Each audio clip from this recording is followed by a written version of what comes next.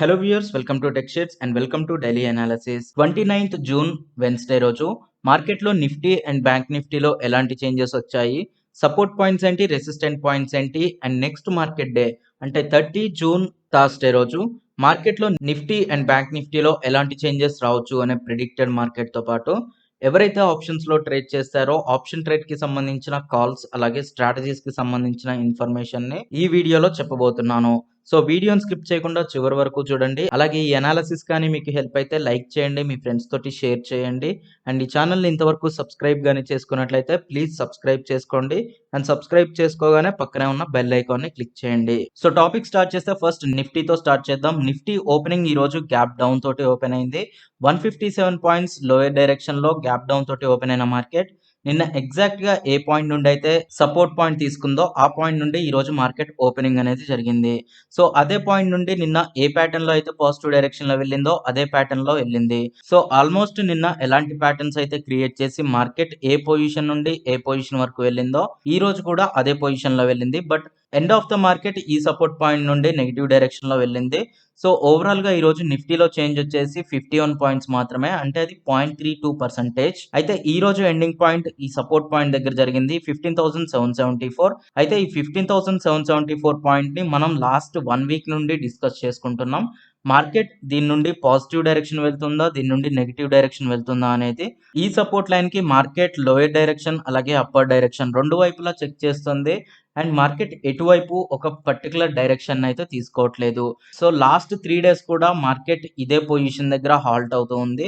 అయితే last 3 days నుండి daily analysis లో నేను చెప్పిన పాయింట్ ఏంటి అంటే మార్కెట్ ప్రెసెంట్ ఒక రెసిస్టెంట్ దగ్గర హాల్ట్ అవుతూ ఉంది. సో ఈ రెసిస్టెన్స్ ని బ్రేక్ చేసి మార్కెట్ పాజిటివ్ డైరెక్షన్ గానీ వెళ్తే కంప్లీట్ పాజిటివ్ డైరెక్షన్ ఉంటుంది. మళ్ళీ నెక్స్ట్ రెసిస్టెంట్ లైన్ 16,591 వరకు వెళ్ళడానికి ఛాన్స్ ఉంది అని చెప్పాను. అలాగే ఈ రెసిస్టెన్స్ దగ్గర కానీ మార్కెట్ ఒకవేళ రివర్సల్ అయింది అంటే నెక్స్ట్ నిఫ్టీ సపోర్ట్ పాయింట్ వచ్చేసి 15,200 కంటే ఇంకా తక్కువలో ఉంది. సో ఆ సపోర్ట్ పాయింట్స్ ఏంటి అనేది చూడాలి అంటే డే క్యాండిల్ స్టిక్స్ ఆన్ చేస్తే మనకి క్లియర్ గా కనిపిస్తుంది. ప్రెసెంట్ మార్కెట్ ఏ రెసిస్టెంట్ దగ్గర అయితే ఉందో ఈ రెసిస్టెంట్ పాయింట్ నుండి మార్కెట్ రివర్సల్ అయినప్పటి నుండి మల్టిపుల్ టైమ్స్ ఇదే రెసిస్టెంట్ ని టచ్ చేసింది. సో ఎవ్రీ టైం మార్కెట్ ఈ రెసిస్టెంట్ ని టెస్ట్ చేసి రివర్సల్ అయినప్పుడు మళ్ళీ లోయర్ లోని క్రియేట్ చేసుకుంటూ వస్తుంది.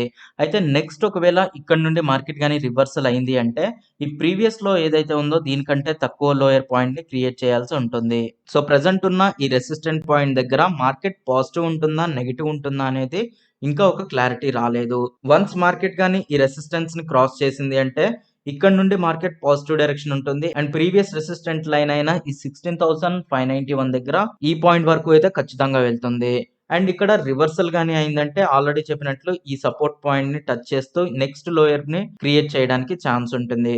సో ఈ 2 సినారియోస్ లో ఏదో ఒకటి జరుగుతుంది. అయితే రేపటి మార్కెట్ లో ట్రేడ్ చేసే వాళ్ళు అలాగే ఆప్షన్ లో ట్రేడ్ చేయాలి అనుకునే వాళ్ళు ఎలా ట్రేడ్ చేయాలి అనేది ఇప్పుడు చూద్దాం.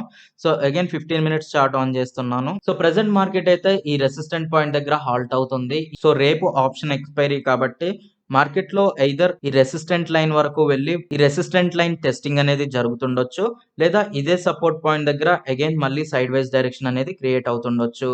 సో నెక్స్ట్ ఇంకా 2 to 3 డేస్ కానీ మార్కెట్ డేస్ జరిగిన తర్వాతే ఈ రెసిస్టెన్స్ కి సంబంధించి ఒక క్లారిటీ వస్తుంది. సో ఎవరైతే రేపు ట్రేడ్ చేయాలి అనుకుంటారో ఒకవేళ మార్కెట్ కానీ ఈ సపోర్ట్ పాయింట్ కంటే లోయర్ లో ఓపెన్ అయితే డెఫినెట్లీ మార్కెట్ పాజిటివ్ డైరెక్షన్ వెళ్ళేటప్పుడు ఇది రెసిస్టెన్స్ లా బిహేవ్ చేస్తుంది. అలాగే నెక్స్ట్ సపోర్ట్ పాయింట్ వచ్చేసి 15,673. సో ఈ 2 సపోర్ట్స్ మధ్యలోనే మార్కెట్ ఆల్రెడీ 4 డేస్ నుంచి హాల్ట్ అవుతూ ఉంది.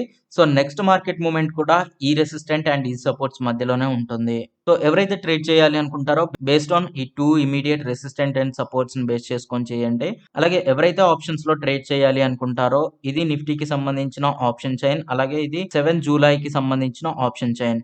సో ఇందులో market present side wise direction ఉంది కాబట్టి మీరు బోత్ కాల్స్ కానీ పుట్స్ కానీ ఏవి బై చేసినా కానీ మీరు లాస్ లోనే ఉంటారు.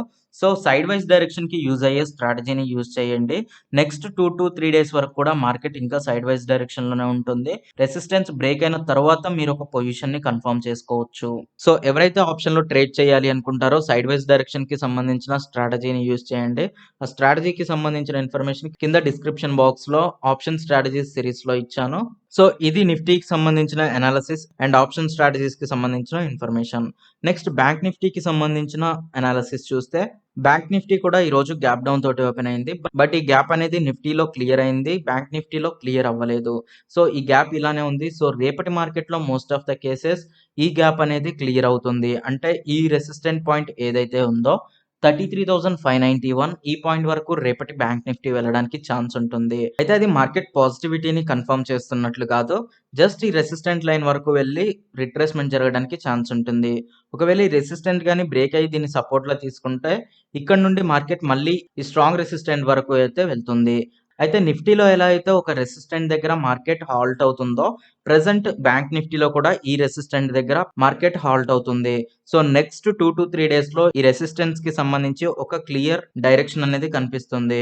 ఈ రెసిస్టెన్స్‌ని బ్రేక్ చేసి దీన్ని సపోర్ట్‌లా తీసుకుంటే మార్కెట్ పాజిటివ్ డైరెక్షన్‌లో ఉంటుంది. ఒకవేళ ఈ రెసిస్టెన్స్‌ని గాని టచ్ చేసి మార్కెట్ రివర్సల్ అయితే కంప్లీట్ నెగెటివ్ డైరెక్షన్‌లో ఉంటుంది. అండ్ నెక్స్ట్ సపోర్ట్ పాయింట్ వచ్చేసి 32,138 దగ్గర ఉంది. సో ఈ పాయింట్ వరకు అయితే మార్కెట్ ఖచ్చితంగా వస్తుంది. ఇక్కడ రివర్సల్ అయితే. అయితే రేపటి మార్కెట్‌లో బ్యాంక్ నిఫ్టీలో ఎవరైతే ట్రేడ్ చేస్తారో వాళ్ళకి చెప్పే పాయింట్ ఏంటంటే మార్కెట్ 13th జూన్ నుంచి ఇదే రెసిస్టెంట్ పాయింట్ దగ్గర ఈ రెసిస్టెంట్ లైన్‌ని టెస్ట్ చేస్తూ ఉంది. So almost more than half month ఇదే రెసిస్టెంట్ దగ్గర మార్కెట్ హాల్ట్ అవుతుంది. సో నిన్నటి మార్కెట్‌లో ఈ పాయింట్‌ని క్రాస్ చేసినప్పటికీ, ఈ లైన్‌ని క్రాస్ చేసినప్పటికీ మళ్ళీ ఈ రెసిస్టెంట్‌కి లోయర్ డైరెక్షన్‌లో మార్కెట్ వచ్చింది. So most of the cases మళ్ళీ ఈ రెసిస్టెన్స్‌ని మార్కెట్ టెస్ట్ చేస్తూనే ఉంటుంది. ఒకవేళ ఇది బ్రేక్ అయినా నెక్స్ట్ ఈ రెసిస్టెన్స్ ఉంటుంది. So based on market opening ఈ రెసిస్టెంట్ లైన్స్‌ని బేస్ చేసుకొని మీరు ట్రేడ్ చేయడానికి ట్రై చేయండి. అలాగే ఎవరైతే బ్యాంక్ నిఫ్టీలో ఆప్షన్ ట్రేడ్ తీసుకోవాలి అనుకుంటారో ప్రెజెంట్ మార్కెట్ అయితే సైడ్ వైజ్ డైరెక్షన్ లోనే ఉంది. సో మీరు వీలైనంత వరకు నెక్స్ట్ ఎక్స్పైరీ అంటే జూలై 7th ఎక్స్పైరీకి సంబంధించిన ఆప్షన్స్ లో సైడ్ వైజ్ డైరెక్షన్ కి సంబంధించిన స్ట్రాటజీస్ యూజ్ చేయండి. సో ప్రెసెంట్ మార్కెట్ లో ఏ డైరెక్షన్ ఒక కన్ఫర్మ్డ్ గా లేదు. ఎయిదర్ పాజిటివ్ డైరెక్షన్ అయినా ఉండొచ్చు, నెగటివ్ డైరెక్షన్ అయినా ఉండొచ్చు. రెసిస్టెన్స్ ని టచ్ చేసిన తర్వాత అది బ్రేక్ అయితే పాజిటివ్ డైరెక్షన్ లో ఉంటుంది. ఒకవేళ రివర్సల్ అయితే మార్కెట్ నెగటివ్ డైరెక్షన్ లో ఉంటుంది. సో ప్రెసెంట్ మార్కెట్ డైరెక్షన్ మనం చెప్పలేము కాబట్టి సైడ్ వైజ్ డైరెక్షన్ అయితే ఇంకా 2-3 డేస్ ఉంటుంది కాబట్టి మీరు ఆప్షన్ స్ట్రాటజీస్ లో సైడ్ వైజ్ డైరెక్షన్ కి సంబంధించిన స్ట్రాటజీని యూజ్ చేయండి. అయితే ఈ స్ట్రాటజీస్ కి సంబంధించిన ఇన్ఫర్మేషన్ డిస్క్రిప్షన్ బాక్స్ లో ఆప్షన్ స్ట్రాటజీ ప్లేలిస్ట్ లో ఉంటాయి. సో అందులో ఉన్న వీడియోస్ చూసి మీరు ఆప్షన్ స్ట్రాటజీస్ లో ఎలాంటి కాల్స్, ఎలాంటి పుట్స్ తీసుకోవాలనేది తెలుసుకోవచ్చు. సో ఇది నిఫ్టీ అండ్ బ్యాంక్ నిఫ్టీకి సంబంధించిన ఈ రోజు అనాలిసిస్ అండ్ ఆప్షన్ స్ట్రాటజీస్ కి సంబంధించిన ఇన్ఫర్మేషన్. ఈ అనాలిసిస్ గానీ మీకు హెల్ప్ అయితే లైక్ చేయండి, మీ ఫ్రెండ్స్ తోటి షేర్ చేయండి. అలాగే ఈ ఛానల్ని ఇంతవరకు సబ్స్క్రైబ్ గానీ చేసుకున్నట్లయితే ప్లీజ్ సబ్స్క్రైబ్ చేసుకోండి. అండ్ సబ్స్క్రైబ్ చేసుకోగానే పక్కనే ఉన్న బెల్ ఐకాన్ని క్లిక్ చేయండి. Thanks for watching.